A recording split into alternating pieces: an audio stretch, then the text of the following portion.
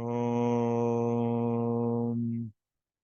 Akhandamandalakaram Vyaptam Yena Characharam Tatpadam Darshitam Yena Tasmai Shri Gurave Namaha Panchatattvatmakam Krishnam Bhaktarupaswarupakam Bhaktavataram Bhaktakhyam Namami Bhaktashaktikam Namah Pankajanabhaya Namah Pankajamaline Namah Pankajanetraya Namaste Pankajanghraye Krishnaya Vasudevaya Devaki Nandanaya Cha Nanda Gopakumaraya Govindaya Namo Namaha Namo Brahmanya Devaya Go-Brahmana Hitaya Cha Jagadhitaya Krishnaya Govindaya Namo Namaha Vasudeva Sutam Devam Kamsachanuramardanam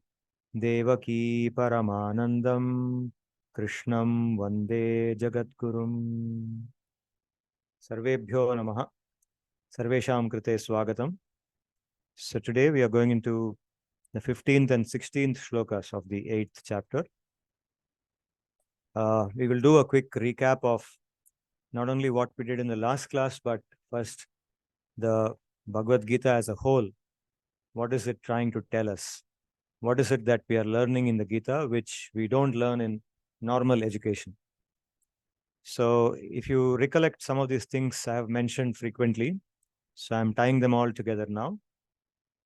The first very basic thing that we learn in the Bhagavad Gita, and this is the first teaching that Sri Krishna gives to Arjuna when he begins to speak, is that each living being, each of us is actually a Jivatma, is an Atma living in the body.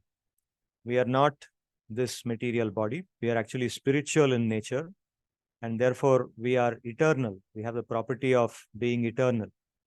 This body is temporary. This body will be destroyed after some time. Right? Every living being's body has a death, but the living being never dies. The Jivatma never dies. Okay, that's the first teaching of the Bhagavad Gita. So based on that, Sri Bhagavan expands. He points out that we are in the samsara. This existence that we currently have, it's called the samsara. Samsarati. Samsarati Puman. Samsarati means is always traveling or wandering. So in this present existence, we are always traveling. What does that mean? It does not mean that we are going from one city to another city, because we are not always doing that. What it means is that each lifetime we change our bodies. So we go from one body to another body to another body. Now it may look like we spend 100 years in one lifetime. So what do you mean by saying always traveling? But if you see the universal time scale, which runs into millions and billions of years, then 100 years is just a point of time. It's a very small period of time, right? So if you see from that time scale, then we are continuously changing our bodies, one body to another body to another body. And this includes not only human body, but also the body of an animal, a plant, or even the body of a god, a deva. So we're continuously changing bodies, and that's why it's called samsara. And why are we in the samsara? It's because of a very fundamental thing called avidya, or ignorance. Ignorance of our real nature. That's what keeps us attached to this material nature. And avidya, it gives rise to what are called as ichcha and dvesha. Ichcha means the desire for obtaining happiness through material enjoyment. Now, it is natural for the jivatma, for each of us, to look for happiness. Happiness is our most natural goal. And we should look for happiness. That is the goal of life. That's the goal of existence, to be happy. But where do we look for happiness? Now, in the current condition that we are looking for happiness in matter, in our body, through our body, in material objects. And that is what Sri Bhagavan points out in the Gita, is where we are wrong. He says our real happiness is inside of us, in our real nature. Okay? So, Ichcha means the desire for enjoyment, desire for enjoying through the senses. And connected to it, very closely connected to Ichcha, is Dvesha. Dvesha means hatred towards others. And that hatred comes because we see others as obstructing that enjoyment. There's somebody else who is supporting the enjoyment, then we don't hate that person. But someone who comes in the way of that, or we expect more from that person to fulfill our enjoyment, when that expectation is not met, then we develop dvesh or hatred towards that person. So this ichcha and dvesha continuously are experienced by us, and that's what keeps us in this material existence. Okay, and that's what is the cause of our suffering. So we seek happiness, but happiness eludes us. The more we seek it, the more it eludes us. We do not seek misery, but misery does not elude us. Misery finds us. Happiness we seek, but we don't always find it. Misery we don't seek, but misery finds us, and we find misery. Right? So this is the nature of this material world. So what is the solution? The solution is to discover our own nature as the Jivatma. That is what the Bhagavad-Gita is trying to repeatedly say. Again and again in the Gita, Sri Bhagavan comes to this point about discovering and connecting with our own spiritual nature. So what is that spiritual nature? The very first realization of that spiritual nature is that we, the Jivatma, is different from the body. It's not the body. So that is the basis for permanent freedom from misery. Yoga is the process of connecting with our nature. So the Bhagavad Gita is a book of yoga. And it's not only connecting with our own nature, our own self, but also connecting with Sri Bhagavan. Okay, so there are two types of living entities. One is the Jivatma, and the other is the Paramatma, Bhagavan. So connecting with ourself and connecting with Bhagavan is the process of yoga. The goal of the process of yoga is to do this connection. Yoga itself means connection. So in the Gita, very broadly speaking, 4 systems of yoga are taught. Karma yoga, beginning with Karma yoga, then Jnana yoga, Ashtanga yoga, and Bhakti yoga. Each of these is very briefly touched upon. And ultimately, Sri Bhagavan points out that Bhakti yoga is the supreme one. Among the 4 of them, the supreme form of yoga is Bhakti, because it leads to pure love and the highest form of happiness. Okay, we are entitled to happiness. Happiness is our natural goal, and we should look for happiness. And what is the best form of that happiness? The best form is the form in which we have a very loving relationship with Bhagavan. And when we say with Bhagavan, it automatically includes all the living beings, because all living beings are a part of Bhagavan. So when we say Bhagavan, we are not looking at Krishna in isolation. Krishna includes everything. Everything is inside him.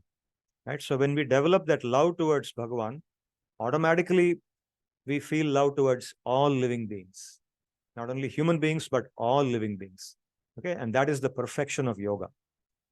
So this is the Bhagavad Gita in a gist. In the last class, we were doing the 14th shloka of the 8th chapter, 8.14.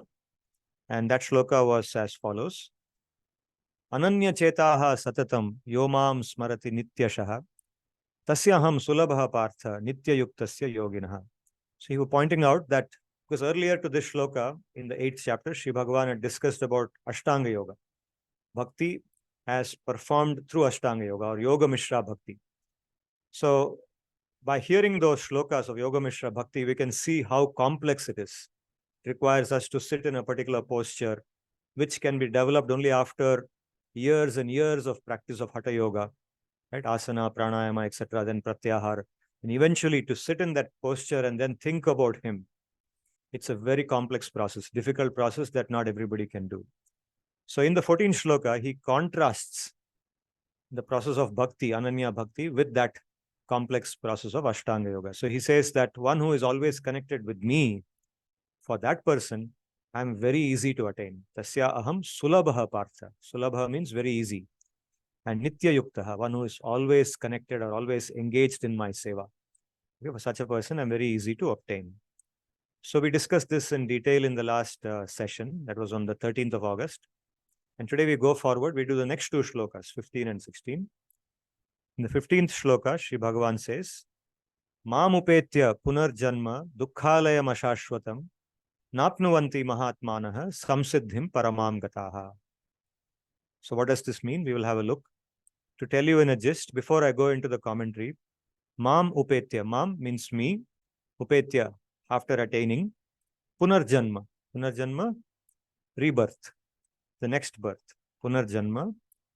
Dukkhalayam ashashvatam punarjanma. Kidrisham punarjanma. What type of punarjanma?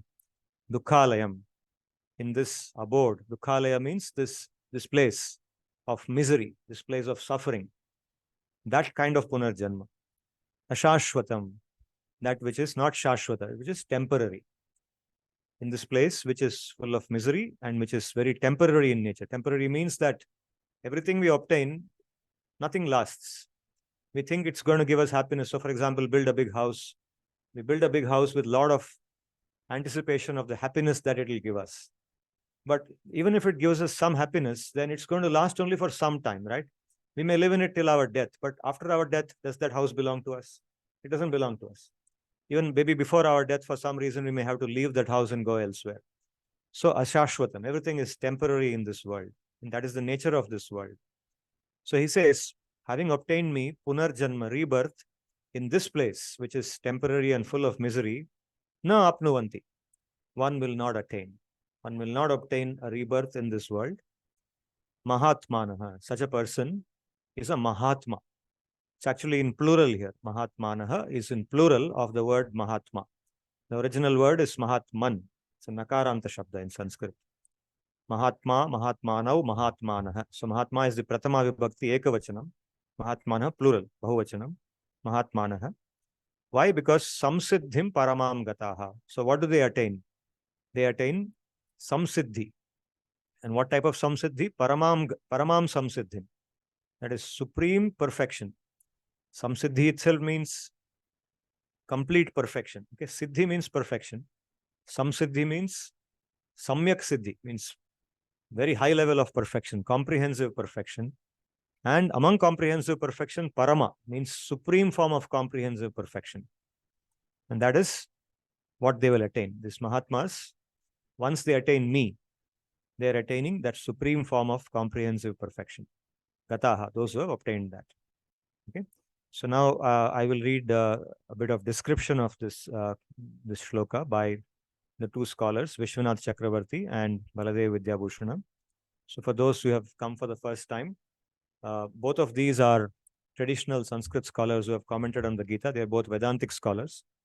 Vishwanath Chakravarti lived in Bengal in the 18th century. No, 17th century, in 1600 something to something.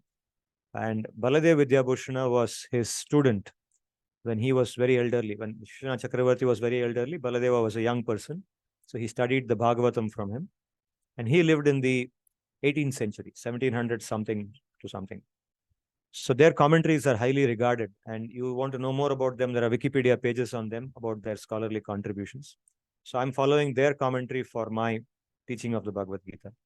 So I'll quickly read out their commentaries and explain what they are saying.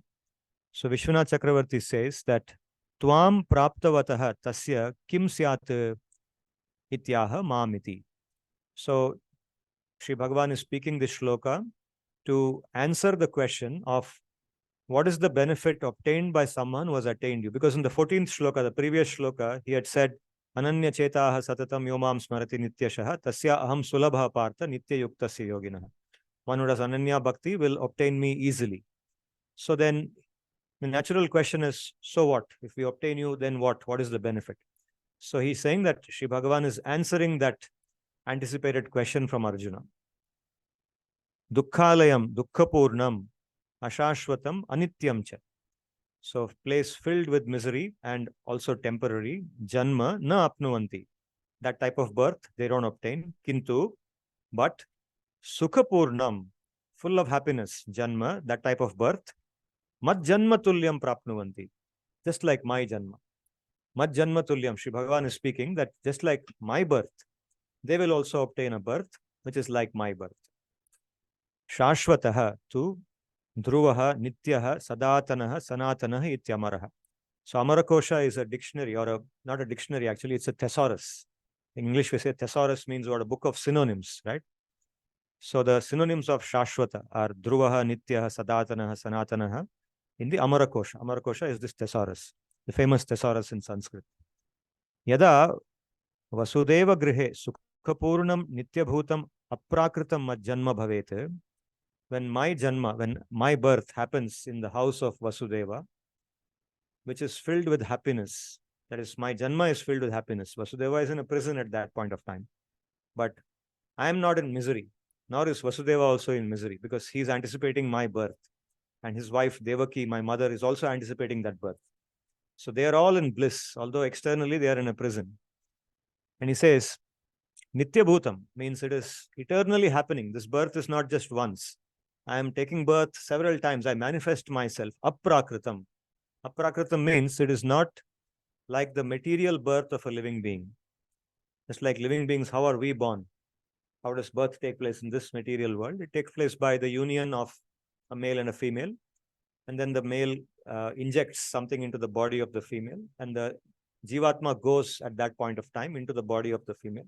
It becomes the mother. And then develops into a body. The body develops around the Jivatma and then it comes up. That is the normal biological birth of a living being in this world, right? But Sri Bhagavan says, my birth is not like that. Okay, so this he has told many times before also. It's not only in this commentary, but for example, in the 4th chapter, he says, Janma karma cha me divyam, evam yo veti tattvataha, tyaktva deham punarjanma na eti mam eti sopandava. One who understands that my janma, my birth, and my karma, my activities are not material, are not like the activities of other living beings. They are divya. Divya means divine. Okay, the English word divine has a very close connection or a very close resemblance with the Sanskrit word divya, divyam. So my birth and my activities are of that type, Sri Bhagavan says.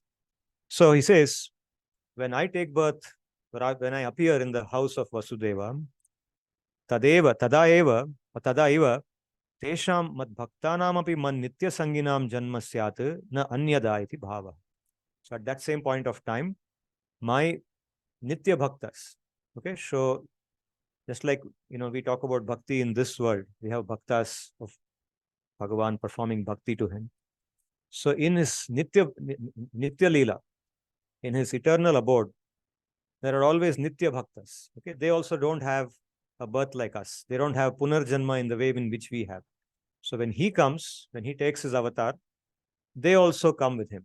He brings them along with him and performs leelas with them. Like Vasudeva and Devaki, they are not like us. They are his nitya bhaktas. So they appear with him and then they disappear and go back to him at the point of, his disappearance. After some time, they will also go. Paramam iti anye bhaktaha samsiddhim prapnuvanti ananya chetasastu paramam samsiddhim man leela parikaratam ityarthaha. Says that among my bhaktas, if you recollect in the 7th chapter, we discussed this. Chaturvidha bhajante mam janaha sukritino arjunaha arto jigyasur artharti jnani cha bharatarshaba. 4 types of bhaktas, they worship me. Says artha, one who is in distress. Jigyasu, one who is very inquisitive, very curious. Artharthi, one who is looking for material possessions, wealth. And then Jnani, the one who is a Uttama Bhakta.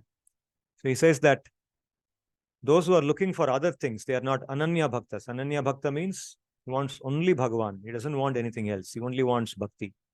And he doesn't also worship any other Devata. Worships only Krishna, only Vishnu, okay, Bhagavan. So such Bhaktas, they are not like the other bhaktas. The other bhaktas, they get samsiddhi. But my bhaktas, Ananya bhaktas, they get parama samsiddhi. Not just samsiddhi, but parama samsiddhi. That's the point he's saying. Paramamiti, anya bhaktaha samsiddhim prapnuvanti, ananya chetasastu paramam samsiddhim mal leela parikaratam ityartaha. Mal leela parikaratam means that in my leela, in my nitya leela, in my activities, they become a part of those activities. And they live with me. Like people like Nanda, Yashoda, Vasudeva, Devaki, etc., etc. Tena uktalakshणेभ्यः sarvabhaktebhyo drishya shraishtyam dyautitam. So he says that by connecting this to Ananya Bhakti, says by comparing the Ananya Bhakta with other bhaktas, the superiority of Ananya Bhakti has been shown in this shloka. Shri Baladeva says, Tvam labdhavatah kim phalam syat ityapekshayamaha mamiti. Mam uktalakshanam upetya prapya punaha prapanche janma napnuvanti na avartanti ityartaha. So by getting this birth, there is no further rebirth in this material existence. Kidrisham janma ityaha dukkhalayam garbhavasadi bahuklesha purnam ashashwatam anityam. So he's specifying, he's elaborating on what is meant by dukkha. Okay, so elsewhere in the Bhagavad-gita, it says that one of the aspects of jnana, because we talk about jnana yoga, jnana. So what is jnana? Most basically, we say jnana is to know that we are not this body. But in the 13th chapter of Bhagavad-gita, it talks about the 20 qualities of jnana, 20 aspects of jnana. And one of them is, he says, Janma Mrityu Jara Vyadi Dukkha Dosha Anudarshan. 4 aspects of suffering: Janma, taking birth; Mrityu, dying; Jara, old age; and Vyadhi, disease, being in disease. Okay, 4 dimensions, 4 major dimensions of suffering. Okay, normally, we don't think of these as suffering. We don't think about them at all. When they happen, we just look for relief from them, right? For example, if somebody is being born, we are happy. We don't realize that Jivatma has suffered in the womb, right? But the Gita and the Bhagavatam, both the Gita and the Bhagavatam is the Bhagavata Mahapuranam, which is in 18,000 shlokas, and it's very elaborate. So in the Tritiya Skanda of Bhagavatam, in one of the chapters, so I will bring it up in a later class, a very elaborate description of how Janma happens, how the Jivatma goes into the mother's body from the father's body, and how it suffers in the womb. Suffering is brought out there. What is meant by suffering of birth? See, for us, birth is a happy moment, right? When we see it from outside, we don't think of it as suffering. We are happy. We celebrate. Baby is born. And then every year, happy birthday. That also happens. But actually, from Bhagavan's point of view, from this philosophy point of view, it's actually suffering. So 9 months or whatever, 8 months in the womb is a period of intense suffering for the Jivatma. Similarly, the point of death in another skanda of Bhagavatam, the moment of death is described, how death happens and what the Jivatma experiences at the point of death, right? And in between the two are this Jara and Vyadhi, old age. Old age is visible to all of us, right? We see people in old age, how they suffer, huge amount of suffering. And of course, disease also we are familiar. So these two are visible, but Janma and Mrityu are not really visible to us. So this is suffering. And so he points out Garbhavasadi, beginning with Garbhavasa. Adi means beginning with Garbhavasa, staying in the Garbha. Bahuklesha Purnam, it's full of klesha, full of misery. Ashashvatam, temporary, Anityam, Drishtanashta Prayam. Drishtanashta Prayam means mostly it's of the nature of something is visible, some happiness comes to us and then becomes nashta, becomes destroyed. Okay. Shashvatastu dhruvo nityaha ityamara. Yatah te paramam sarvotkristam samsiddhim gatim mameva gataha labdavantaha. Because these people, these Mahatmas, they have attained me. Sarva Utkrishtam, the supreme goal. Labdavanta, having obtained that. And he's saying that Avyaktokshara ityuktaha tamahuhu paramam gatim iti vakshyati. In a future chapter, Shri Bhagavan will speak this shloka. Avyaktaha aksharaha ityuktaha. Avyaktaha means that loka, that where the Vaikuntha, where we ought to go, is avyakta. It's unmanifest. It is not grossly manifest like this world is. It is manifest to us now. And it is akshara. Akshara means it is never destructible. इसका क्षर नहीं होता है. Kshara means that which is destructible. Sharo bhava. Akshara, that which never gets destroyed. So avyaktokshara ityuktaha tamahuhu paramam gatim. That is the paramagati. Kidrishaha te mahatmanaha iti udara manasaha. So these Mahatmas, what is their nature? What is the nature of a Mahatma? A Mahatma is not just a Mahatma by title, but by his qualities. Udara manasaha is very broad-minded or very large-hearted, very kind, very compassionate. Vijnanananda nidhim bhakta prasadabhimukham bhaktayatta sarvasmam mam vina anyat sarshthyadikam aganayantaha. So, such a person, such a Mahatma, who is described in this shloka, in the 15th shloka of the 8th chapter, he is completely attached to me. What type of me? So he's describing himself. I mean, Baladeva is describing as if Bhagavan is speaking about himself. Vijnanananda nidhim.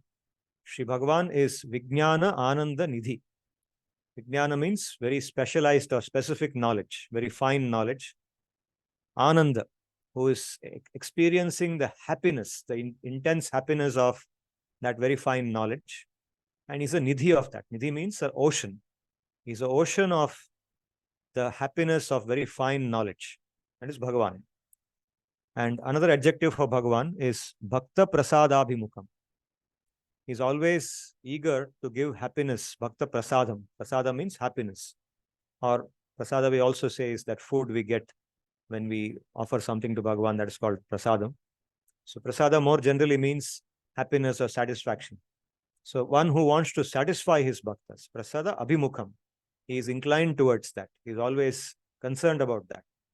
Bhakta Prasada Abhimukam, Bhaktayatta Sarvaswam. He is one upon whom the bhaktas are completely dependent for everything. The bhaktas think only about him when they want something. They don't go and take the shelter of somebody else. Okay? In the last class also, we talked about Sharanagati. Shadvida Sharanagati, how 6 aspects of Sharanagati. So here, he's talking about Bhakta Ayata. Ayata means dependence. So Bhaktaha Ayataha Yasmin Saha. One on whom the bhaktas are dependent. Sarvaswam means in all respects. For all things, they are dependent upon him. Okay. Another way in which you can expand Bhaktayata is Bhakteshu or Bhakte Ayattaha. Bhagavan is one who is dependent on his bhaktas. So it's mutual.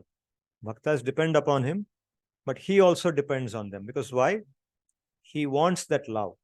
He relishes that love. He's always eager to relish the love that his bhaktas are offering to him. So he considers himself, because of that dependence, he considers himself as inferior to his bhaktas. Even though in the Bhagavad-gita, he talks about, he tells you, worship me, bow down to me. But even though he speaks like that, in his mind, he does not think of himself as somebody who is a big boss. I'm the boss of everybody. He doesn't think like that. We think of him like that, but he doesn't think of himself like that. He thinks of himself as somebody who is subordinate to his bhaktas. He is dependent upon them. Okay? He always looks forward to their affection. Bhaktayatta sarvasvam mam vina anyat sashtyadikam aganayantaha. So when they do Ananya Bhakti is that form of Bhakti in which you don't look for anything except Bhakti. And I only want to do that which is pleasing to Bhagavan. उनको जो अच्छा लगता है सिर्फ वही मैं करना चाहता हूँ और कुछ नहीं चाहता हूँ. That is called Ananya Bhakti. So he says Sarshthyadikam is referring to the 5 types of mukti. There are 5 types of mukti. One of them is called Sarshti. Sarshti means having the same kind of wealth that Sri Bhagavan has. So some people, some bhaktas, when they do bhakti, they are motivated by the thought that after I get mukti, I will have the same kind of opulence, the same kind of richness, because Sri Bhagavan is known to be very rich, right? He's the husband of Lakshmi, and all the wealth belongs to him. Some people are motivated by that thought that I will also be able to exist like that. Okay, but he says Ananya Bhakta is not like that. He doesn't think of that also. He doesn't think of anything. He only thinks of bhakti. Madeka Jivatuhu. Madeka Jivatavaha, plural, singular is Jivatuhu. So I am the only life of that person. Such a person, Bhavanti, Ataha, Te Mameva Samsiddhim Gataha. So he's trying to explain why is it that they attain that perfection. It's because they don't want anything other than that. They only want him. And because of that reason, they attain that highest perfection. Okay, just like in the material world also, we say that if you want something, if you want some success in something, then focus only on that thing. If you want many different things in life, then you won't get anything. You will only get some half-baked, little bit of this, little bit of that. But if you are keen to be successful in this material existence, in whatever it is, in sports or business or education, academics, then do only that thing. Only focus on that one thing and sacrifice everything else. And then you will definitely get that success. You should want it so badly that you are willing to give your life for it. So that's exactly what he's saying. My bhaktas, they give their life to me. They are willing to give everything to me, including their life to me for doing my bhakti. And thereby, there is no doubt that they will attain only me. They will come to me. Atra ananya chetasaha asya swaikantinaha swanishtebhyaha swabhaktebhyaha sraishtyam uchyate. So just like Vishwanatha said, he is also saying that he distinguishes the Ananya Bhakta from the other types of bhaktas of Krishna. who look for something in return when they do bhakti. Okay, so this is the two commentaries on that 15th shloka. So summarizing it, the translation in English is this: those great persons who, having obtained me, have attained the highest perfection of life, are never reborn in this existence that is temporary and filled with misery. Okay, so now the follow-up of this, to reinforce this shloka, he speaks the 16th shloka. It's like this. It says, A Brahma bhuvana lokaha punaravartino arjuna mamupetya tu kaunteya punarjanma na vidyate. Okay, the second line is a repetition of what he said in the 15th shloka. The first line he's saying, A Brahma bhuvanat lokaha. So he's referring to what are called as the different lokas in this material world. Okay? Now, this material existence, if you see the structure of the universe as described in our Shastra describes all different Shastras, not only the Gita, but also the Puranas, somewhere in the Mahabharata, Ramayana. So this concept of how this universe is structured is explained. And everywhere you will see that this universe is described as having 14 lokas or 14 worlds. Okay. So what are those 14 worlds? I've made a list of that in this file, and I can share this sometime with you once I give you some elaboration. Okay. This is, I've taken this list from the Bhagavatam, the Srimad Bhagavatam, in the Panchama Skandha, in the 24th Adhyaya, 24th chapter of the Panchama Skandha of Bhagavatam, that describes the 14 lokas. This world is structured like that. So where are we? We are in the Bhuloka. This world is called the Bhuloka or Bhumi. We are living in the Bhuloka. So immediately above us is called the Bhuvar Loka. Okay? And above the Bhuvar Loka is Swarga Loka, also called as Swaha. In the Gayatri Mantra, Bhur Bhuva Swaha. Right? So Bhuloka, Bhuvar Loka, Swarga Loka. 3 lokas are mentioned in the Gayatri. But beyond that, there are 5 more lokas. Mahar Loka, Jana Loka, Tapo Loka, and Satya Loka. Sorry, 4 more lokas. Mahar Loka, Jana Loka, Tapo Loka, and Satya Loka. So each of them is superior in the state of existence to the previous one. Okay. Satya Loka is the highest loka. So in the Satya Loka, Brahma, person we name as Brahma, right? We say Brahma, Vishnu, Maheshwara. That Brahma lives in Satya Loka. He is the highest, he's considered the highest among the Jivatmas. It's like we are a Jivatma, he's also a Jivatma. He's not Vishnu. But among the Jivatmas, he is in the highest position. He is given the response because of his spiritual advancement. He's so spiritually elevated. He's always in consciousness of Bhagavan. So he has the power to be able to do the srishti of this entire Brahmanda. That's why it is called the Brahmanda. It belongs to him. It's anda. Egg. It's shaped like an egg. It belongs to him. And he creates it. And at the end of every day of his, he does a pralaya. Means he absorbs the whole Brahmanda into his body. And he spends the night like that. And again, in the beginning of the next day of Brahma, next day of his, it's called a kalpa, he again creates this srishti, again does the srishti, and his entire universe becomes manifest. Okay, that's to give you a summary. And more of that will come in the later shlokas in the 8th chapter, Brahma's creation, destruction, etc. So now, Satyaloka is the place where Brahma and other Jivatmas who are like him, who are as spiritually elevated like him, they live there. So in the other lokas like Tapoloka, Janaloka, Maharloka, and so on, also very elevated living beings who have a high level of Sattva Guna.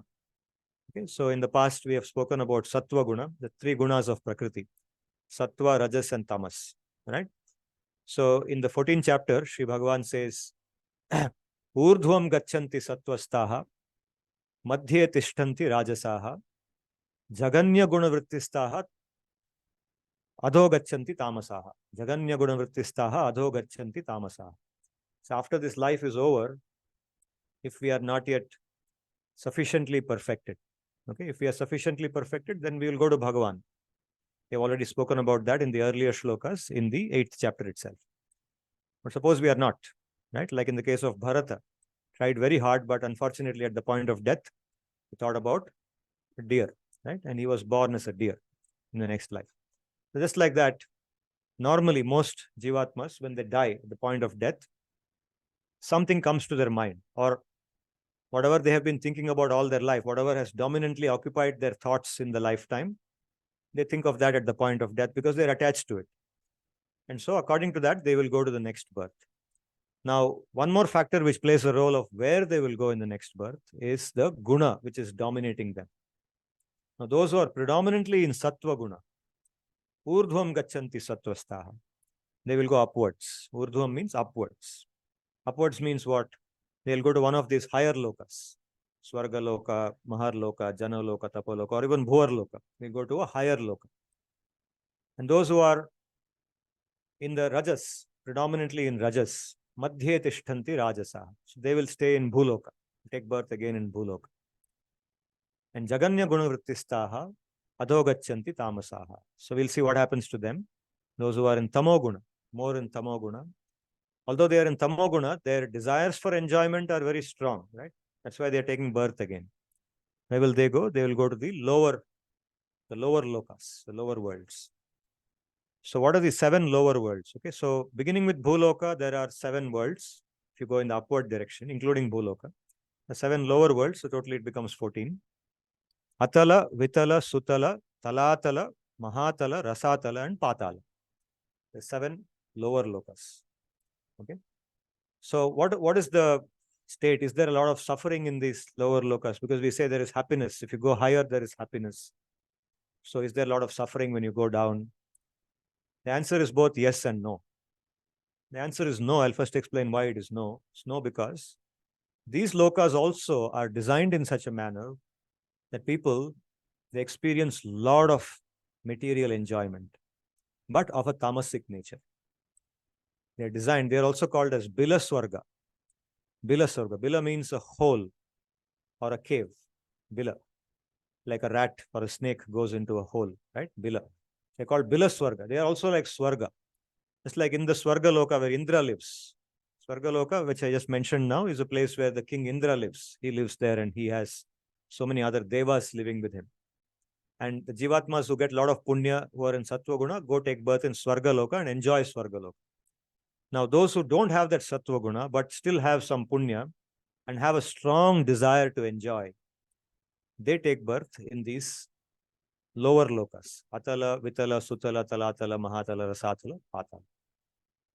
And there's so much enjoyment. The Bhagavatam describes in the 5th Panchamaskanda that the places are so attractively designed. There are beautiful mountains, there are rivers, there are houses with jewels, just like what we would want in this. Many people who are materialistically inclined would want all that in this world, right? They try to construct a reality like that. And we say, if you go to Japan, how beautiful it is. If you go to Europe, if you go to Germany, it is so beautiful. If you go to Norway or Finland, it is so beautiful. If you go to the US also, it is beautiful, except in some places. So we describe this material world, we try to make this earth like that. But these lokas are already designed like that. So when there is a lot of desire for sensual enjoyment and there is tamoguna combined with it, they go down to that place and they live in enjoyment. And why is there suffering? Why is that suffering? Because after all, you are still in this material existence. After some time of enjoyment there, you again have to take birth according to your papa and punya. So actually all the enjoyment in this world is nothing but another form of suffering only. There's no enjoyment, there's no happiness in this world in their vastavik sense. वास्तव रूप में यहाँ पर सुख है ही नहीं, सिर्फ दुखी है. That's why it's called dukkhalayam, right? So even if we go to these lower worlds where there seems to be enjoyment, there is no real enjoyment. Now, what is below that? In below that is what is called as naraka loka. The structure of this universe has not included so far naraka loka. So now that's where it comes, and that's in the 26th adhyaya, the 26th chapter of the Panchamaskanda. The 28 types of narakas are described. Naraka is where the suffering is tangible. If you go to Atala, Sutala, Vitala, it is not tangible. You think you're enjoying there. If you go to America, you think you're enjoying. If you go to Japan, you won't think you're suffering. You think you're enjoying. But when you go to Naraka, the enjoyment is not there at all, even tangibly. It's like going to a prison. And in the prison, because you have committed somebody who has committed some very, very, let's say, very, very strong, condemnable crime, you think they will treat him well in the prison? Obviously not. So whoever is there, they put him in the cell and they are going to treat him very badly there. It's going to be a lot of suffering, right? Similarly, for the papa that is done in this world, in this birth, in Naraka Loka, there is very tangible suffering. So in some future class, I will give you some more details of this. But if you wish, even before that, you can access this place, this 26th Adhyaya of the Panchama Skanda of Bhagavatam, and you can read a lot of online. You get a lot of translations, even ISKCON's translation is available. You can read that, and you will get details about how what exactly happens in these Naraka Lokas. It's really, it's wrenching. I mean, you can't comfortably read this. How the people who are there, I mean, the agents, just like in the prison house, there are police, I mean, the guards and the warden of the prison and the other guards who are there, and the people who are employed there to make the prisoners do some work and this and that. Just like that, there are people in hell, the living beings, who are deployed for this purpose, to give punishment to the jivatmas who go there, right? So look at the names also. Vajra Kantaka Shalmali, Tapta Surmi, Sandamsha, Krimi Bhojana. Krimi means insects. Krimi Bhojana means one who is made to eat insects. Andhakupa, Sukaramukha. So it's even the names themselves are horrible, right? To hear. So the suffering there is really horrible. So this is put it in a nutshell, the structure of this universe, the 14 lokas where the jivatmas live in different forms and experience different types of life. And eventually the Naraka Loka, which goes below all of them. And on the other side of Brahma Loka is Vaikuntha, above that. Okay. Now, it's important for me to say here, before I go back to the shloka, that these lokas are not necessarily described as physical places. Just like when we think of Bhuloka, what comes to our mind is the physical conceptualization of this earth, this planet Earth, which is a sphere and it's going around the sun. We think of it like that. But Bhuloka here, loka, the word loka means a state of existence. Just like we say samsara is the broad term for material existence as a whole, loka is also an existence. It's a plane of existence, it's a type of existence. Just like now we are in Bhuloka means not necessarily that we are on this planet Earth, but we have a particular kind of body, which is predominantly made of bhumi or prithvi. This body that we have is said to be a prithvi padartha, predominantly. It also has jala, it has vayu, it has agni. But prithvi, among the 5 padarthas which are making up the gross material nature, bhumi, rapo, nalo, vayu, kammano, buddhi, revacha, right? 5: earth, water, fire, air, ether. You must have heard of this, right? So this body that we have is predominantly a body made of bhumi or bhupadartham. So that is Bhuloka. We have this kind of body. All living beings on Bhuloka have that kind of body. So whatever we see around us, the animals, the plants, anything has that kind of body. And everything is made of that. So we experience a particular kind of, set of happiness, distress, sensations. It's all in terms of that Prithvi. That's why it's Bhuloka. But people in Swargaloka, for example, they don't have this kind of body. They also have body. They're also Jivatmas. But their body is made of some other matter, some other form of matter. Similarly, if you go to Tapoloka, it's a different kind of matter. So different combinations of matter, they give them different types of existence, different lokas. So loka means basically, I'm translating it in English as world, but it does not mean the physical globe, the globe sphere that we talk about in modern astronomy, right? We talk about 9 planets going around the sun, talk about many different stars, each having their own planetary system. We talk about the Milky Way, talk about so many galaxies. That's not the way it's talked about here. So here, different planes of existence. So, coming back to the shloka, says, A Brahma Bhuvanat Lokaha. He's saying, A Brahma Bhuvanat means from the Brahma Loka, including all the lokas, or all the lokas, including Brahma Loka. A Brahma Bhuvanat Lokaha. That is the translation of this phrase. A Brahma Bhuvanat Loka. All the 14 lokas. A Brahma Bhuvanat Lokaha, including Brahma Loka. Punaravartinaha Arjuna. Oh Arjuna, they are all of the nature of Punaravartina. Means anything which is born there, any Jivatma is born there, has to have a rebirth. punaravartina. Punah means again. Avartina, coming. There is a coming back. You take birth there. At the end of that life, again you will come back. Okay? So abrahma bhonat lokaha punaravartina Arjuna. In all the 14 lokas, the jivatmas who live will have a rebirth. But mam upetya tu kaunteya punarjanmana vidyate. But one who attains me, attains my loka, punarjanmana vidyate, will not have a rebirth. It's contrasting. It's contrasting this material universe with his existence, his loka. Right? That is the meaning of this. So very quickly, I will read the commentaries. It's not so long. Vishwanath Chakravarti says, Sarve eva jivaha mahasukritino api jayante. Even if they have a lot of punya, okay, it requires a lot of punya to be born in Satya Loka. But even with all that punya, you will still have rebirth. Mad bhaktastu tadvat na jayante ityaha abrahma iti. Brahmanaha bhuvanam Satya Lokaha tam abhivyapya, including Satya Loka. Mad vimukastu, this is Baladeva's commentary. Mad vimukastu karma visheshaihi swargadi lokan praptaha api tebhyaha patanti. So those who are mad vimukaha, okay, broadly speaking, Bhagavad vimukaha means those who don't follow Bhagavan, they have their independence from Bhagavan, and mad bhaktaha or antarmukaha, those who turn towards Bhagavan and they are willing to follow what he says. So even if they perform a lot of punya karma and they attain swarga loka, still patanti, they will fall down. Brahma iti abhividhava akaraha. Abhividhava means in abhividhi in Sanskrit means pervasiveness.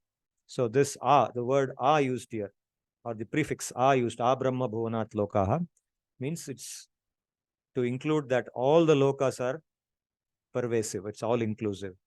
Brahma bhuvanam vyapya ityartha. Brahma lokena saha sarve swargadayo lokaha tat vartinaha jivaha tat karmakshaye sati punaravartino bhumau punarjanma labante. Eventually, they will all come back to bhuloka. Bhuloka is the middle one. Right in the middle of that 14 is bhuloka. So they will eventually, wherever they go, whichever loka they go, eventually they'll come back here once their karma is exhausted. Mam upetya iti punaha kathanam dhridikaranam.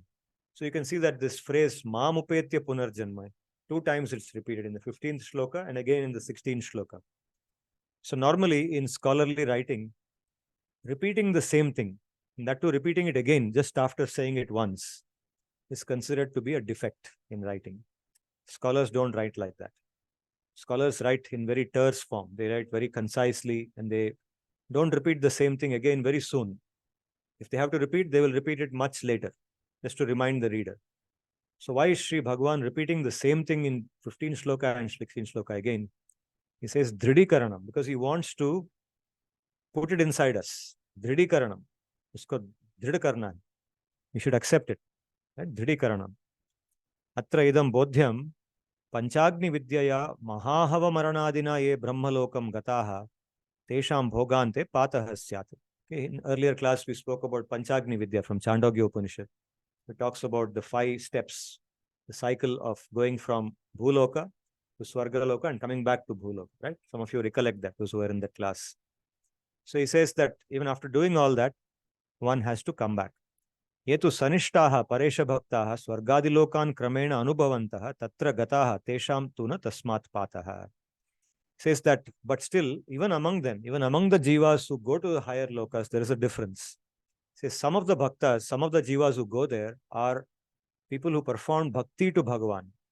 They are the others who wanted material enjoyment and they performed bhakti. They are not the Ananya bhaktas. So they looked for material enjoyment and they wanted a future life which is full of happiness. So they performed bhakti and they attained Swargaloka, etc. But he says such people will not come back to Bhuloka. They will remain there. Kintu talloka vinashe tat patina saha paresha loka praptireva.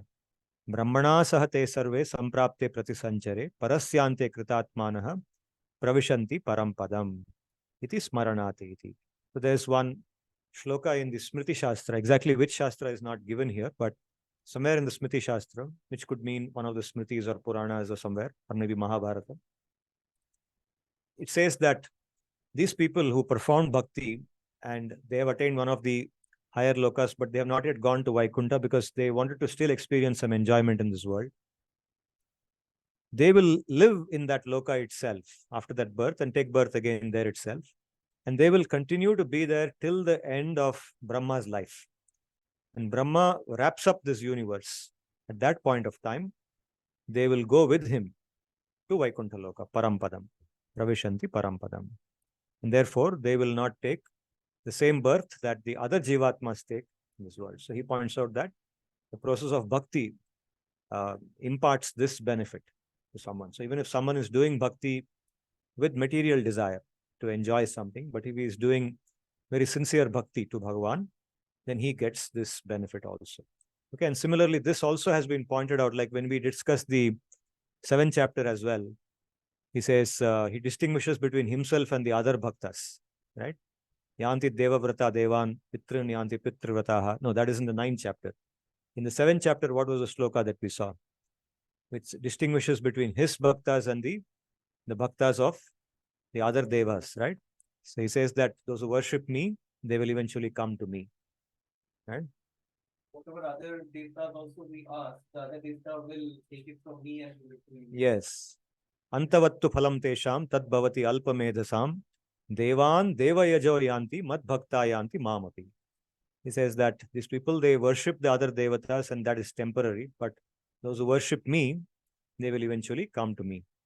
He points that out. So this is the shloka for the 16th shloka in the 8th chapter. And the translation in English will be like this. O Arjuna, from Brahma's world to the lowest world in this universe, one takes rebirth in material existence.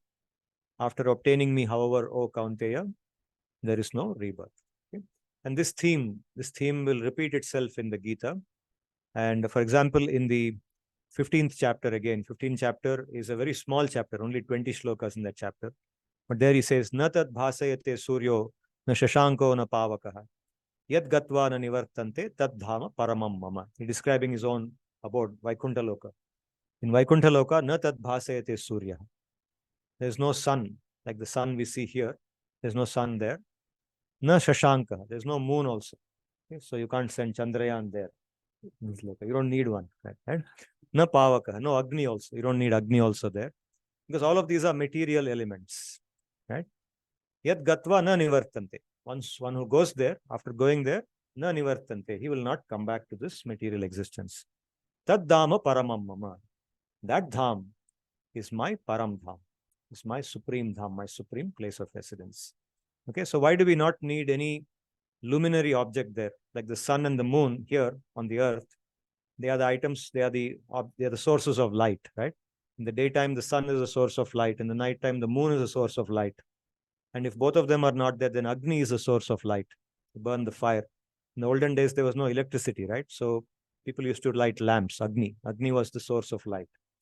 So the sun, moon, and fire. But none of them are required in Vaikuntha Loka. Why is it so? It's because in Vaikuntha Loka, everyone is self-luminous. Every body, the Jivatma and the Paramatma both are self-illuminating. They don't need illumination by another body. They themselves are self-illuminating. They're full of knowledge, jnana.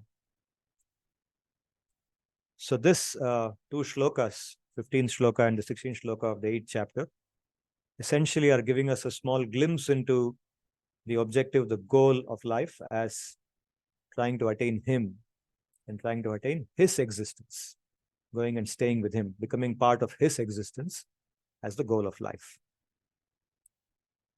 So I'll stop with this, and if you have any questions, you can take questions. Yes, yes. What is your name? Kanika, you wrote to me. Yes, yes.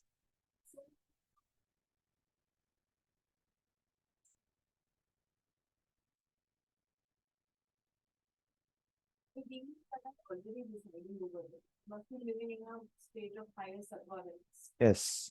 If they haven't moved to Vaikuntha already, then we living on a relatively lower loka with a lot of rajas or tamas amongst us. How can we hope to this directly with your Vaikuntha? That's what the Gita is about. That people are already in a more sattvic stage, they haven't transitioned into Vaikuntha loka. Then how can we get that digit concept? Yeah. gradual transition that happens to all these lokas and then we gradually move towards Yeah, good. Yeah. I don't remember the source where I read this, but Yes. one of the scriptures says that there is a negative side to being on the upper lokas because the number of distractions, the power there is higher. And in this loka, there is more chance of being grounded. The distractions here are of lower degree. And so there was an incident, I'm forgetting which episode in there, but there is some sage who asks to be born in the Mrityu Loka instead of the Swarg Loka, so that since they can get the gift of Bhagavatam, they can get the gift of Tapasya or something here because the distractions are lower and the quality of the distractions is lower. Absolutely. It's a very good point, but I will mention your point also, it answer to her. Yes, if to get mukti, to be able to not be reborn again and to attain Vaikuntha Loka, one should become free from all the three gunas, sattva, rajas, and tamas, and one should become nirguna. Unless one is nirguna, one cannot attain that loka. So how does one become nirguna? So in the 7th chapter, he says, Daivihi esha gunamayi mama maya duratyaya mameva ye prapadyante maya metam tarantite. Maya is that Shakti which is constituted by these three gunas. The three gunas are a part of Maya. Maya works through those three gunas and keeps us here. So to be able to attain Vaikuntha, one has to go above these three gunas and go above Maya. But he says going above this Maya is extremely difficult. Mameva ye prapadyante maya metam tarantite. Only those who take my refuge, they can cross over this Maya and come to me. So the answer is how, even being on Bhuloka, how can one, if people on the higher lokas cannot attain Bhagavan and they take rebirth, how can somebody on Bhuloka attain that directly? Do they have to necessarily go through those lokas? The answer is not necessarily, because if they take refuge of Bhagavan, just like he told in these lokas also, then one can become nirguna. Bhakti, when somebody performs bhakti, Ananya bhakti, it immediately takes them from the three gunas that they are in and into the place of nirguna. One experiences nirgunatvam when one does bhakti sincerely. So therefore, if one does bhakti their whole life in a sincere mode, then even though when they are living, they might experience the three gunas because their body is still there. But at the point of death, their being in nirguna will help them to just go beyond this body and not take a birth again and directly go. Sri Bhagavan will personally take them into that. That is the answer. And like he correctly said, one of the reasons why it is difficult for somebody in those lokas to attain Vaikuntha, particularly Swarga Loka, what he is talking about is that particular loka called Swarga Loka, where along with the Sattva Guna, the enjoyment is abundant. There's absolutely no tangible suffering there. There's absolutely, just like in the lower loka, that's why they're also called Swargas. So everywhere there is happiness, everywhere there is enjoyment. Different kind of enjoyment than in the lower lokas, very sattvic enjoyment. And so when there is so much sattvic enjoyment, why will somebody want to leave it and go to Vaikuntha Loka? How is Vaikuntha attractive when already they're so happy? Right? So it blocks the knowledge. Sattva is actually enemy. Like they say, good is the enemy of the great. So sattva is very good, but it prevents you from knowing the higher thing. And that's exactly what happens to people in the higher lokas also. Although there in Maharloka, Tapoloka, the sense enjoyment may be not there. They are tapasvis. They are people who are enjoying their sattva, enjoying knowledge. See, the nature of sattva is that it spontaneously gives knowledge to us, realization. And that is happiness. There's so much happiness in that. So even on Bhuloka, if we cultivate sattva, sattvic life, then we don't have to look for happiness because happiness is experienced just by being in sattva, internally experienced. So does it answer your question? Yeah. So, I have a follow-up question on these slides itself. So, in the beginning of the class, we discussed that this material existence is because of avidya, and the only non-material existence is Vaikuntha. So, can we say that in Brahma Loka, the avidya is very faint, very meek, but still there is some Yes. avidya? Very much, yes. In Brahmaloka also there is avidya. Yeah, they are not free from avidya because there is attachment to the sattva that they have. Okay. Only those jivatmas in Brahmaloka, like probably Brahma himself, because Brahma himself is always in connection with Bhagavan. He's always meditating on Bhagavan. Our Brahma, Chaturmukha Brahma, is like that. He's described like that. Because of that reason, he doesn't experience the ill effect of Sattva Guna. But all the other jivatmas who are in the state of Sattva, who are with him, may experience that. And if they experience that even from Satyaloka, they can be born again in this world.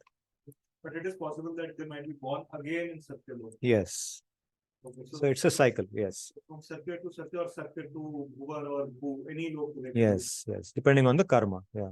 So in our Bhuloka, the avidya, the degree of avidya is quite higher as compared to the higher lokas. Yes. Especially Tapoloka and Yes. Tapoloka.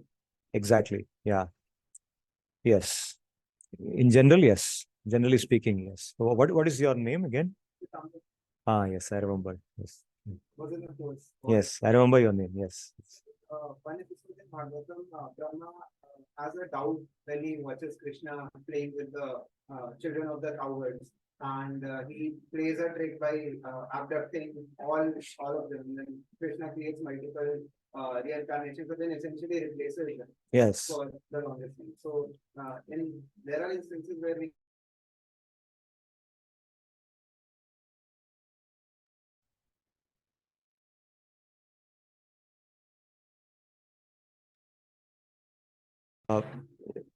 Yeah, okay. So in the Bhagavad Gita, Arjuna is put into moha so that the Bhagavad Gita can be spoken by him. In the same way, to perform that Leela, Brahma Vihona Leela in the Bhagavatam, Brahma is put in that position where he doubts. So that Leela is performed to show that the original form of Bhagavan is that form where he is a cowherd boy. He's a Gopala Balaka. Because normally for most people, Bhagavan means someone who is very powerful, who's very majestic, okay, who's got 4 arms, who's got a Sudarshan Chakra, who's got a Gada, Shankha, Chakra, Padma, etc. He walks about with a lot of other people. He's got a lot of servants falling at his feet all the time, offering prayers. The Vedas are always being chanted in front of him. So now there's a small kid who is not looking like that at all. It's a small cowherd boy. Like you go to any village, you'll see cowherd boys playing with goats. Krishna is like that. His original form of Bhagavan is like that. So he plays with the cows and the go. In English, we say cow, but the word cow is not a suitable translation for the word go. Okay? Go is that species which is found here in India. It's called Bos indicus. So he's playing with the go, and he's playing with the monkeys. He's playing with all the different species there, and his body is covered with dust. And he's not majestic at all. The other boys are climbing on his back. Somebody slaps him. Somebody pinches him. Somebody steals his lunch and runs away. So people don't worship him in that form. So Brahma is thinking in that Leela. He's put in that condition where he's thinking, how can this be Bhagavan? This cannot be Bhagavan.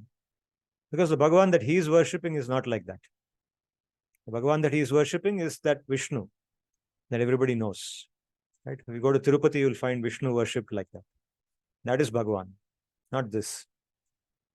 So how can this be Bhagavan? So he says, let me test him. Let me see what he will do. So then that's how that Leela unfolds. And so the Bhagavatam is trying to teach us. Actually, the contribution of Bhagavatam, Vyasa's contribution through Bhagavatam, is to educate us about the real form of Bhagavan. It says, Etecha amshaha kalaha, amshakalaha pumsaha, Krishnastu Bhagavan Swayam. That Krishna of Vrindavana is Swayam Bhagavan. And all the other forms that we see, the other forms of Krishna, like the Krishna of Dwaraka, the Krishna of Mathura, and then the forms of Vishnu and Narayana and so on, they're all secondary to that original form. To teach us that, he does this Leela.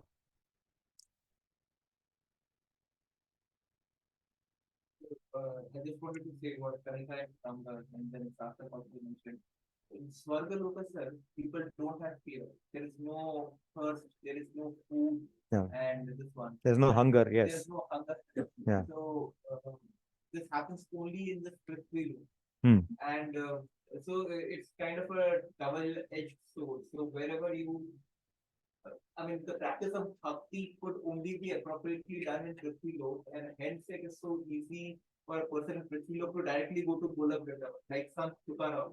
It is mentioned in scriptures that Garuda had come to take Sant Tukaram, from Prithvi Lok to Yes. Golak Vrindavan. Hmm. Unlike in Satyalok or in Sargolok, you will not be able to do that. So the place where you face maximum difficulty is the place where you can get maximum success. Yes. Hmm. Uh, What about lower instances of the same loka? Like, if I stay here in loka, but if I am born as loka, and I do not have the intellect to perhaps move not capable, then can we say am I still in the same loka, or is it? yes. Well, within the Bhuloka, there are varied experiences. Some people, but all of us have the same type of body. It's made of Prithvi, earth. In English, it's translated as earth. I don't know if that's also an appropriate translation. But that element in Sanskrit called as Prithvi, that element is common to, or the dominant element which makes up the bodies of all the living beings here, whether they are a rich person or a poor person, a human being or a cow or a dog, whatever. All beings are made of that body, right? And therefore, if you take birth on Bhuloka, then whichever type of birth you have, you will have broadly the same type of existence, which is called Bhuloka, which will have the same kinds of suffering. Maybe somebody's suffering is more, somebody's suffering is less, or at least they perceive it like that. It's perceived suffering, perceived happiness. But in Bhuloka, it's one big category amongst all the variations. Variations are always there, depending on our karma. According to karma, we have experience differences. Yes.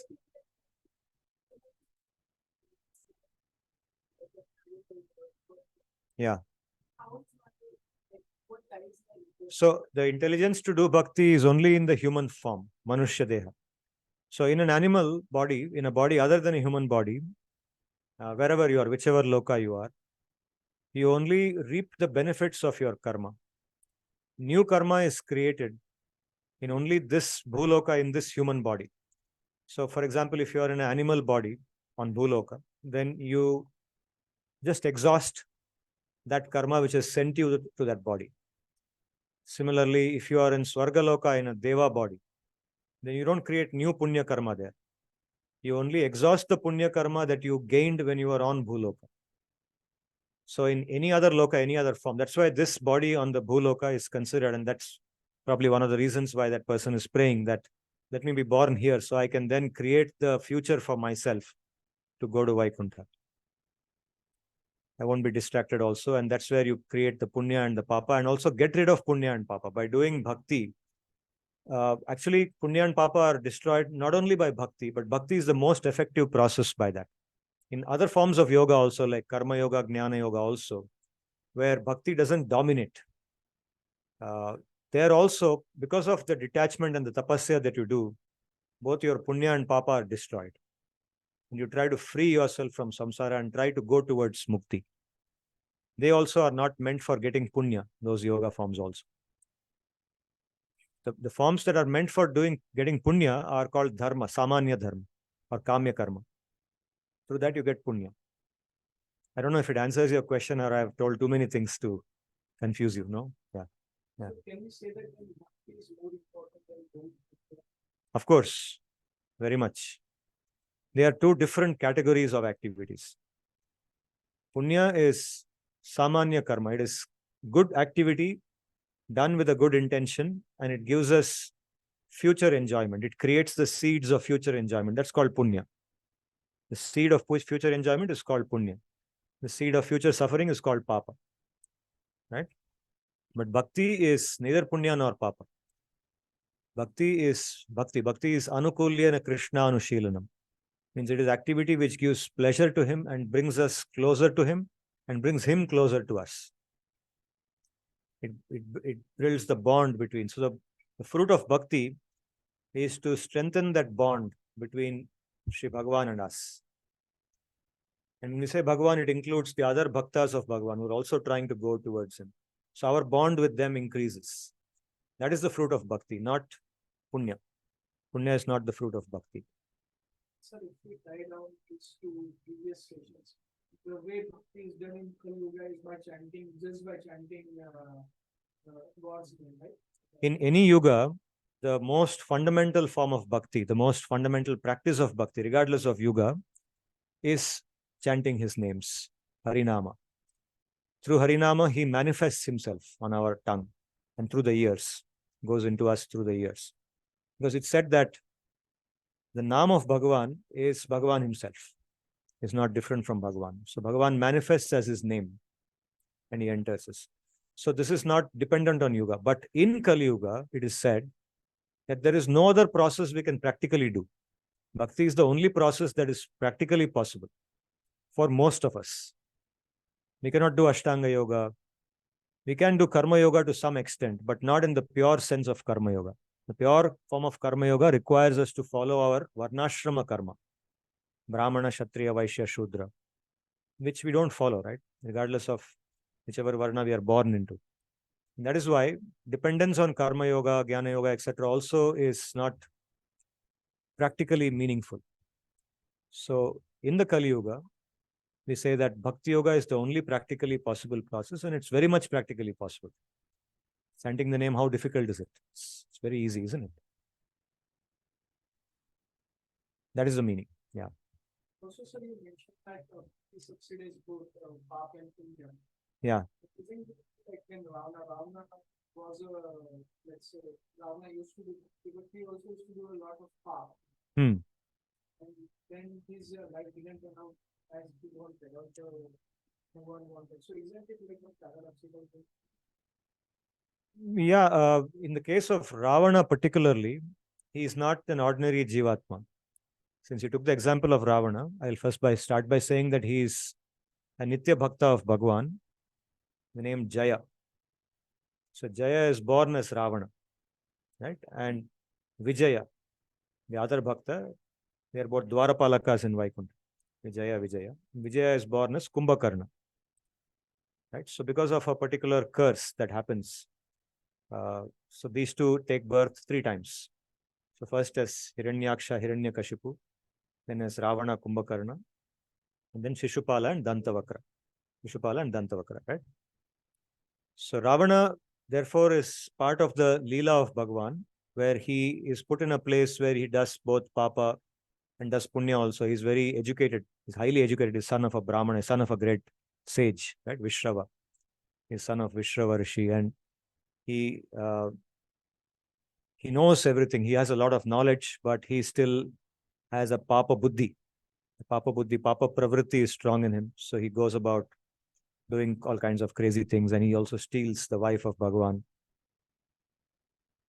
So in the case of Ravana, it should be understood like that. But if there is another Jivatma, not Ravana, but who is like us, who is doing both Papa and Punya, then he will get the fruits of both. Papa and Punya don't cancel each other out. Whatever Punya you do, you get the benefit of that. Whatever Papa you do, you get the suffering because of that. They both work independently.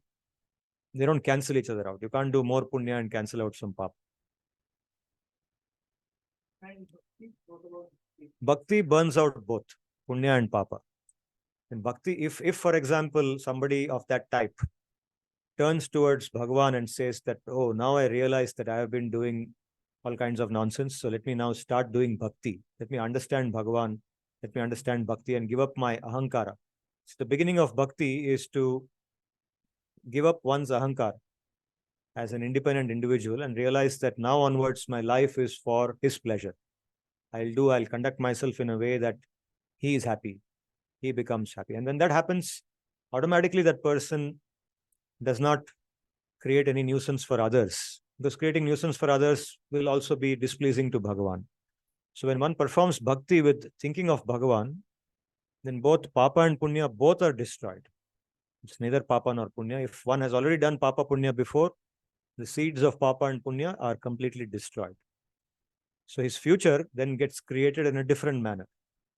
He will take birth again. If he has not become perfect in bhakti in one lifetime, he takes birth again in a place where there is opportunity for more bhakti. He will come in touch with Bhagavan and his bhaktas in some manner. And again, that will be ignited. So in this manner, bhakti guides that person. Of course, for papa and punya to get burnt completely, one has to perform bhakti purely. Not just bhakti in a very laukika sense. Bhakti, Sri Bhagavan describes, is also done with the intention to get something in return. That is not Shuddha Bhakti. It is Shuddha Bhakti which destroys both papa and punya. Okay, and also there is an underlying assumption that one who engages in bhakti won't do path here for his life. He should not do pap, yes. But what happens is when one begins the process of bhakti, one's inertia is also there, right? The first law of Newton, inertia. Inertia is acting because all his millions and billions of lifetimes he has been doing papa punya, papa punya. That inertia continues for some time. So only when one matures in bhakti can that inertia stop. So even with bhakti, some people will continue to do papa punya. Right? Many people will be like that. So papa punya continue for some time after that also, because shraddha in bhakti has not yet become strong. Bhakti is a continuous process. It's not a radical switch. It changes. Gradually one develops shraddha in this, and as one develops shraddha, one's eagerness for bhakti increases, and one wants to do more bhakti, then one makes more sacrifices. So it's a reinforcing process. It reinforces itself. And slowly one makes progress. So to reach the stage when one's bhakti is so strong that papa and punya cannot stand before it, that will take some time. But Sri Bhagavan helps in that process from inside. That is why he says, Tasyaham sulabha path. Become easy for such a person.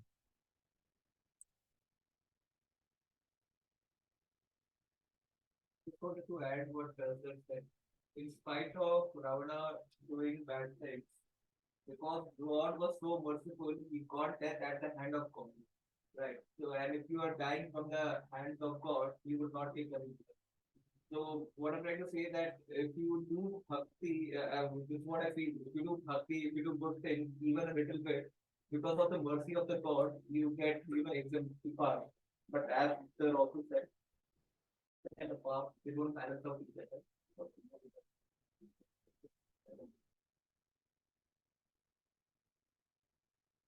Good. My camera had gone off, so somebody put a chat message. Somebody has put a chat message, so I put it back. Okay. So those online, do you have any questions? I see Anjana is online today. Shweta? Sir, yes, sir. I had one question. So, sir, before the discussion about Jay and Vijaya, you were talking about Ashtanga Yoga, and you said that Ashtanga Yoga is not possible in today's scenario. So, why is it so? As in, I thought that Ashtanga Yoga is something that a lot of yoga teachers teach a lot of, a lot of us. So, yeah. Yeah. Because the level of commitment it requires to become perfect in it. So what we see a lot of teachers teaching, which is also good. I'm not saying it is not good. What they teach is what is called as yogasanas, right? And some pranayama. Yes, yes, sir. So those things, they are good for us because they help us to live a more sattvic life, a healthier life. They encourage us to stay away from harmful substances like alcohol or smoking or drugs. They encourage us to become less, violent, live a more honest life, more sincere life. So in all those ways, they are very good for us. But they don't, or in most cases, they are not able to take us to a level where our mind is so fixed or so much in our control that we can then give up all activity, including eating and even breathing. In the process of Ashtanga Yoga, eventually, even activities like eating and breathing are stopped. Because one's mind is so much in one's control that one doesn't have to even breathe like we normally breathe, take in breath and leave out breath. Even that they don't have to do. Like in the story of Dhruva, which we heard a few sessions back. There was a point of time when Dhruva stopped breathing also. Right? First he stopped eating. Even before that he stopped. First he stopped eating, then he stopped drinking water, and then he stopped breathing also. Because in that process of Ashtanga Yoga, you are trying on your own, with your own effort, with your own strength, you're trying to cut yourself away from this material existence. Okay, so a part of that process of cutting yourself from material existence is to even give up eating, drinking water, breathing, sleeping, everything is given up.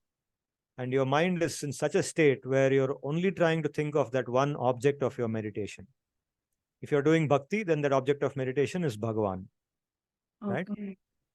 So that is the reason why the Ashtanga Yoga in Kali Yuga, for the kind of the strength we have in Kali Yuga, is considered extremely difficult. Right. Right. So basically, that the vigor which is needed in like the advance of the real Ashtanga Yoga is not there in Kali Yuga. And what we basically see yogic teachers preaching is the very elementary form of Ashtanga Yoga, which is like in the form of asanas and all. Absolutely. Okay. Absolutely. Okay. Yes. Okay, sir. Yeah. Yeah. Yeah. In fact, most teachers only focus on not even the first four, just the third and the fourth. Yeah. Mhm. Asana and pranayama. Right? Yama niyama also many teachers don't talk about. Yeah.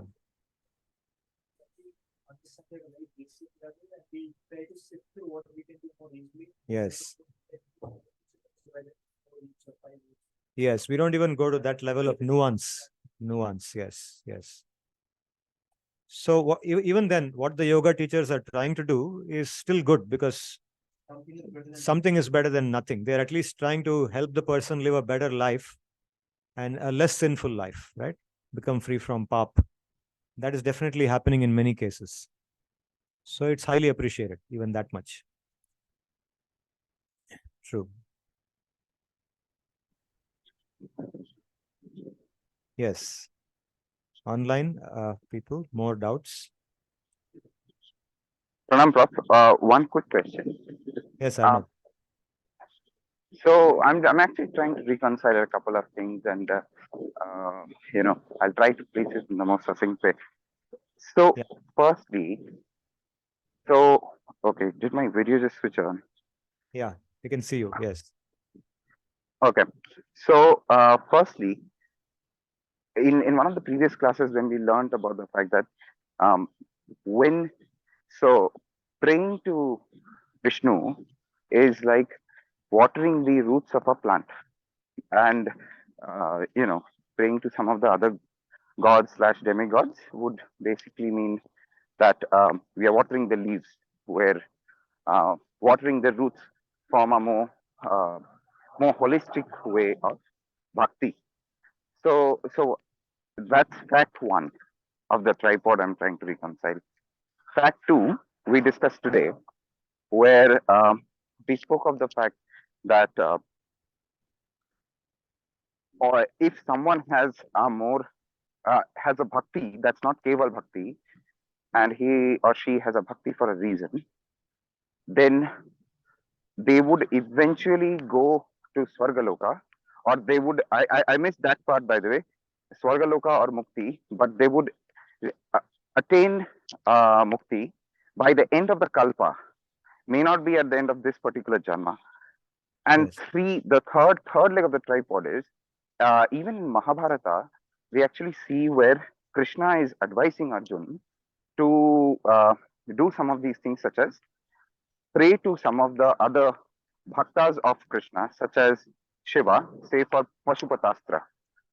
When they were going through the 12 years of Vanvas and 1 year of Agyatpas, he advises Krishna that make sure you pray to Shiva and get your Pashupatastra, which will help you once you're back from the war.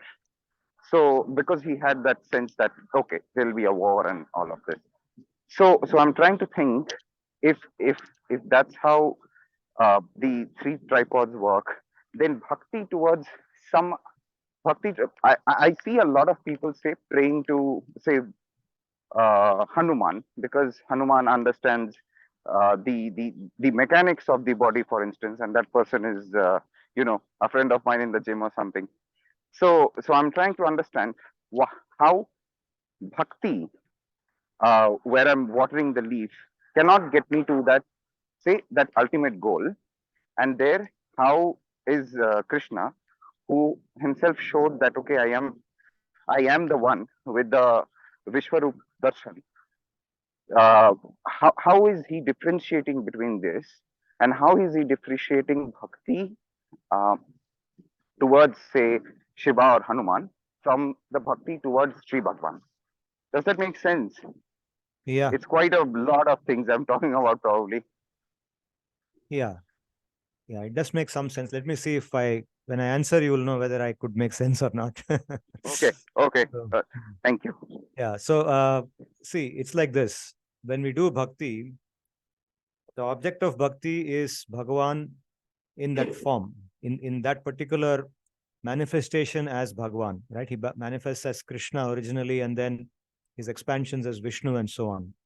Now, when he expands himself into the other devatas, okay, the other devatas also, in some sense, some of them are jivatmas. But for example, Shiva, let us say, Shiva is not a jivatma like us.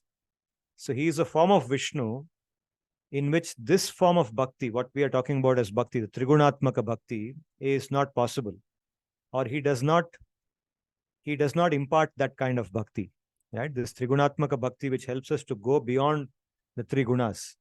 In his form as Shiva, if you see his bhaktas, they don't relate with him in that manner, right? At least that's what the Gita distinguishes between his form as Vishnu and the other forms in which he manifests. So, essentially, if we have to attain Bhagavan, then we have to worship him in this form, in his form as Vishnu and the various forms of Vishnu that he is in. Okay, this is the understanding of the Gita and the Bhagavatam. Now, why even after doing bhakti, everyone does not attain him? It's because of the anarthas. We still don't manage to get rid of all our anarthas by the end of a lifetime. And we have to take birth again to get rid of those anarthas. And that's why bhakti, even though it's a simple process, it requires us to get rid of that ahankara, which is the source of these anarthas. Okay, these are some of the nuances of bhakti. Although it's a simple process to execute, giving up the anarthas is the difficult thing. Giving up attachment to different things is not all that easy. Okay, so does it address the question that you asked? It actually does. You got to the root of my question, which was why this form. Yeah. Now that you answered the question, I was like, yes, that's the question. Why this form? Because even if we talk about Vishnu, I see a lot of mantras chanting and a lot of people who are very focused and highly they're big time devotees of, say, the Narasimha form, because they believe that, okay, the Narasimha form will take away all the evils or enemies from my path. So they have that. So I think that was my question. You answered that, like, why the form of Krishna specifically. But yeah, thank you so much. Appreciate it. Okay, welcome. We see that you are going on a morning walk. No, I was walking during this call. I was trying to get my walk done.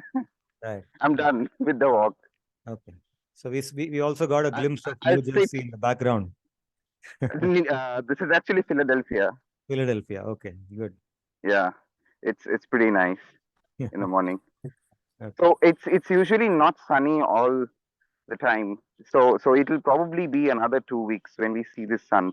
So I pretty much make sure that I walk at least 4 to 5 days a week. And during this class, I'll probably sit when we start the introductory mantra and sit again when we have the closing mantra. Sure. So Gita class is the time you can walk. Yes. Normally we can't do that in other classes, right? You have to sit and watch the teacher walking. Yeah, good. No, Excellent.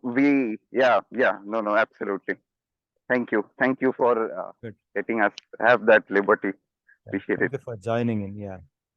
Thank you for joining. Okay, shall we close for today? I see Anjana's face also. Anjana, you wanted to say something, or shall we close for today? Yes, sir. We actually Hi, sir. were in. Good evening, sir. Good evening, sir. Good evening. Yeah. So we are in Rishikesh, and we just attended the Ganga Ganga Aarti. Aarti. Oh, really? Okay, wonderful. Ganga Aarti Yeah. at Haridwar. So this is the place that we are here. It is very much symbolic of Mahabharata and Shri Krishna. Oh, very, very nice. Okay. Inspiring. Thank you. Yes. Thank you for joining. Yes, yes. So Yeah. we are at Parmarth Ashram, Ah, and the Paramartha Ashram. aarti is at the ghat of this. Okay, very nice. Live telecast from there. Good, no? Wonderful. We just wanted to share with you, sir. Yeah, good, good. We just got a chance to visit Haridwar and Rishikesh. Right. I look forward to hearing your experiences there. Both your Yes, sir. Yes, sir. visited and the Sure, place of sure. stay We will also. share. Yes, sir. Yes, sir. It is. Good. Thank you, sir. Thank you. The class was really great. Thank you, sir. Thank you, sir. Thank you. Thank you. Pranam. And we will Pranam. final prayer and close for today. Nilesh ji, anything from your side? Sir, those, I mean, the survey which, the quiz which we did, I Yes. scored, I was hoping Lots that of you marks. will cover those again. Maybe in Quiz. the next class. Okay, what I'll do is I'll close the class for today and then we will go to the quiz. Those of you who took the quiz can stay back and then we will see the questions you got wrong, right? Yes, sir. We'll close the class because others may not be interested in it. If they want, they can leave and we can only do with those who want to hear the... We can do it any other day also, sir. Okay, sure. Already 8. Sure, yeah. Good. Let me now go back to my PPT. Om Tad Vishno of Paramam Padagum Sada Pashyanti Surayah Divi Vachakshuratatam Tad Vipraso Vipanyavo Jagruvagum Sassamindhate Vishno Yat Paramam Padam Paryaaptya Anantarayaya Sarvastamoti Ratra Uttamamahadbhavati Sarvasyaptyai Sarvasya Jityai Sarvameva Tena Apnoti Sarvam Jayati Om Shanti Shanti Shanti Hari Om Tat Sat